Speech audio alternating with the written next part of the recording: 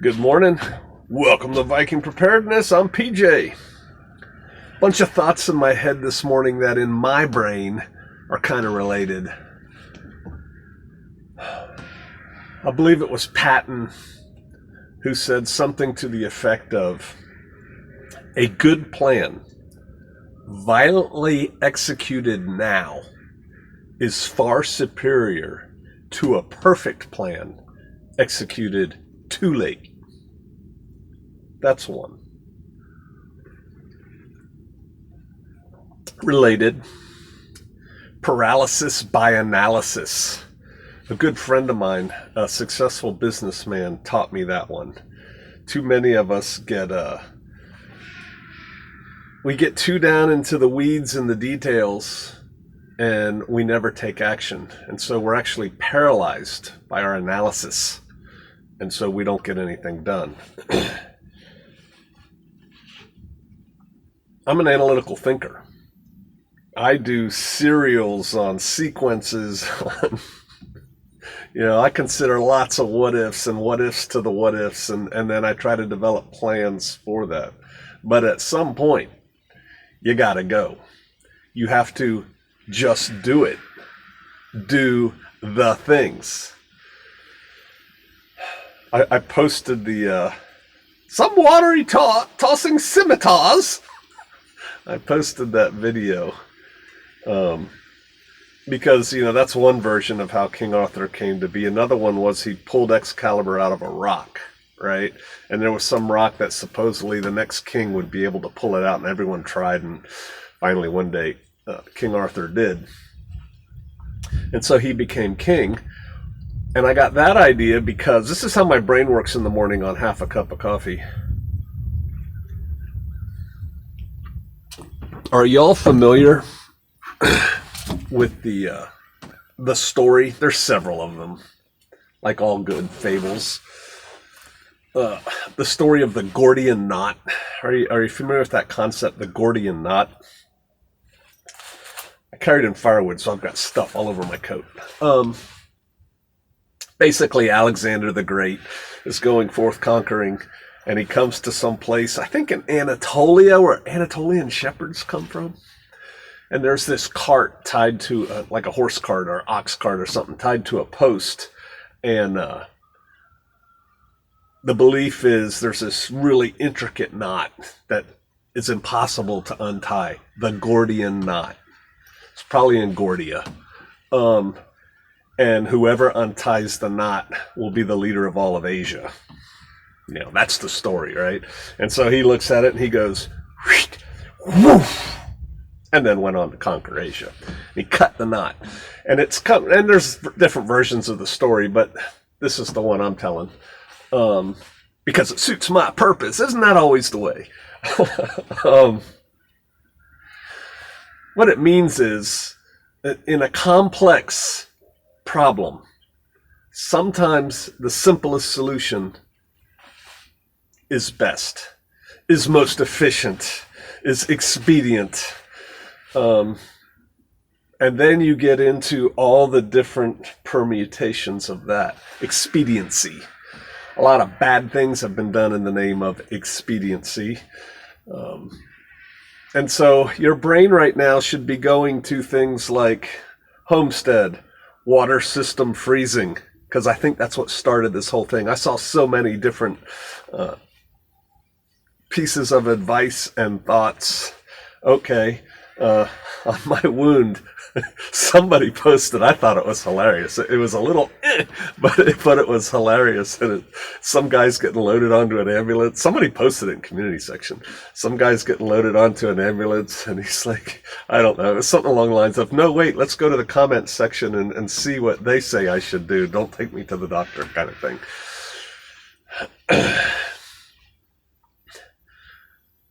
People, sometimes you just got to do the things. I was thinking also related to this whole, and sometimes you just have to take a simple solution. Boom! another phrase tied into that. Man, I could write a paper on this, putting all these phrases together. Mike Tyson, everybody's got a plan till they get punched in the face or nose or something. Simplicity. Then I was thinking binary, non-binary. That King Arthur video clip starts out where he says, "Old woman, I'm not a woman, I'm a man." And then he, she, pronoun use and stuff like that. The powers that be are trying to get you to think in non-binary terms. They're trying to muddy the waters. They're trying to complicate things. They're trying to get you to miss the point right here and argue on these little things over here that don't matter. Hey, I read the Bible. I believe it. It's God's letter to us. Male and female created he them. Simple. Binary. I'm a non-binary being. No, you're a very confused individual. Ooh. I just saw something else where somebody got in trouble for that. Binary thinking. I posted earlier today a video of my brother, my friend, Chris, because I thought what he had to say was good. He said it differently than I do. He had a new concept. Slave wages, go back and watch it if you haven't already. And so I thought it was worthy of y'all's attention. And if you like it, you may want to check out his channel. You may want to subscribe. It's a bit strong. That video particularly wasn't, but this channel's strong. I'm subbed. He and I we would do anything for each other. Anything. But, Yah forbid, either one of us ends up in prison. It doesn't matter what your personal feelings on race are. You go to prison, you're in the group of your race. So, white people are with white people. Black people are with black people. Hispanic people are with Hispanic people. Oh, yeah. And then that gets complicated beyond there. But the bottom line is, it's very, I know I just gave you 3 examples, and I'm about to say it's very binary. But it's very simple on the surface. And it doesn't matter. You're not going to reform the culture if you get sent up to the big house, right? You better just deal with it as it is. Sucks, right? Don't go to prison. The world is trying to confuse you. Somebody made a comment. I don't know if they made it to me or to somebody else, but it doesn't matter. I find it very interesting that you have Kyle 6 talking about Rittenhouse. I found that comment very interesting. There. Here's the thing. My personal advice, had I been in and around, it did happen in Kenosha, right? That whole shooting riot thing. Had I been in Kenosha and I was me, actually, I don't know. I don't know if I can go that far. My general advice is avoid the conflict. Avoid the conflict. That's my general advice. Sister Kate, don't start no stuff, won't be no stuff. However, you're not burning down my business. If that's my car dealership, that my house is mortgaged to support the inventory that's on the lot, I have no idea how it works. But whatever, if I have a small business, that's mine. It's not 100% insured. A lot of small business, the owners are invested in the business. And if that business collapses, they take a big hurt, right? I'm not talking about McDonald's. And even then, there's probably somebody who owns the franchise. I don't know. But if it was my business, I don't really care what your problem is or what your gripe, beef, non-binary thinking is. You're not burning down my business if I can say so. You're not going to threaten me and my wife in our suburban house behind the gate. When you break down the gate, now I'm talking about somebody else, and come storming through the streets, and I've seen already what you and those of your ilk have wrought. Ooh, you people. Ooh. A reasonable man can expect similar results, right? I know what I would do. Now, would I go looking for the trouble? Probably not. That's not in my nature. I'm kind of like, don't start no stuff, won't be no stuff, but if you bring it, get ready for the party. Having said that, I find it interesting. There are two general sides in that conflict. There are two general sides shaping up in the conflict that is happening and getting ready to get worse in the United States and perhaps in the Western world. There are two general sides. There are bits and pieces and chunks on each side that vary greatly. Make it very simple, left, right. See, the Gordian knot. Sometimes simplifying things helps to solve the problem. You could call it left, right. You could call it, globalism, individualism, whatever. You could call it Christian, anti-Christian. I don't care what you call it. Two sides. Can we agree that on one side, you've got, I'm not even going to give you examples. It'll just make some of you go off on tangents. There are bad people on both sides, like really bad. And if you're on this side, you're with them. I'll give you an example. It's like politicians who are running for office, and it's a game they play.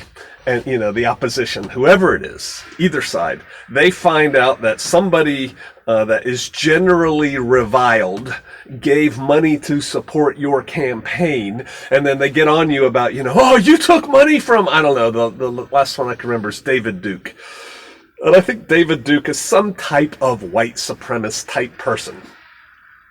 If I get the words wrong, don't worry about it. I think he was like a grand poobah in the KKK or something at one time. What? It doesn't matter. Don't get into the little weeds. Gordian knot time. He gave money to your campaign. Oh, that shows you're like him. No, it shows he's on this side of the big divide, and out of the two candidates, neither one of which he probably really likes, he wants to support my campaign. See, he's cutting the Gordian knot. I'm running for office. I'll take money from anybody. I don't care. Honestly, if the communist Chinese want to give me $40 million, I'll take it for my campaign. Here's the thing. I don't believe in strings. I'll cut those strings. There's no strings attached to what you give me. Oh, because, see, I cut my own little Gordian knots. You want to give me the money and I can win, you're voting for me. I'm going to do what I do. But there's a divide in this country, and it's getting wider. And yes, there's little chunks on both sides of the divide, and some of those chunks may even float back and forth. But there's a greater divide coming. And what was going on in Kenosha, I wonder where your mind's at. I find that interesting. There were two sides. So yeah, I got a side that I've picked in that whole event. Does that mean I agree with all the little details? No, but I'm slicing that knot, baby. Y'all better get ready to slice the knot. See, it's all nice bringing it in a circle, to overanalyze, to look at all the little intricate details and figure out, oh, you should use an aquarium bubbler to come up underneath your 300-gallon tank in the wintertime. That'll work. It's all nice to do that. It's all nice to look at all this, but at the end of the day, you're going to have to take some action. You can't stand on the fence. You're going to have to be on one side, because if you're on the fence, everybody's gunning for you. You don't want to be on the fence, and it's not going to work. You're going to get knocked off or fall off one side or the other. That ties in my brain with the whole thing of groups, tribe. You're going to end up in a group or a tribe. Right now, you're doing that little paralysis by analysis thing. Well, I can't find these people. They're not exactly like I think. They're a little bit goofed up over here, and I would never do blah, blah with them. Newsflash, you're going to end up in a tribe. Unfortunately, as things get tighter and bigger and whatever that word is, as things get like that, more messed up,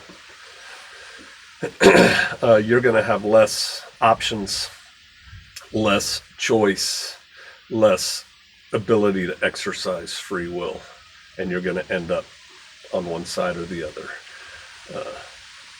People, it's past time to jump. It's past time to pick your side, whether that is staying in the city or moving to a rural area, whether that is doing this or doing that, whether that is supporting this side or supporting that side.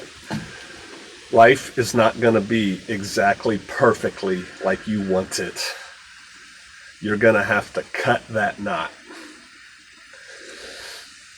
That's my advice. Put your big boy pants on, your big girl dress on. Cut the knot while you still can. All right. See you out there.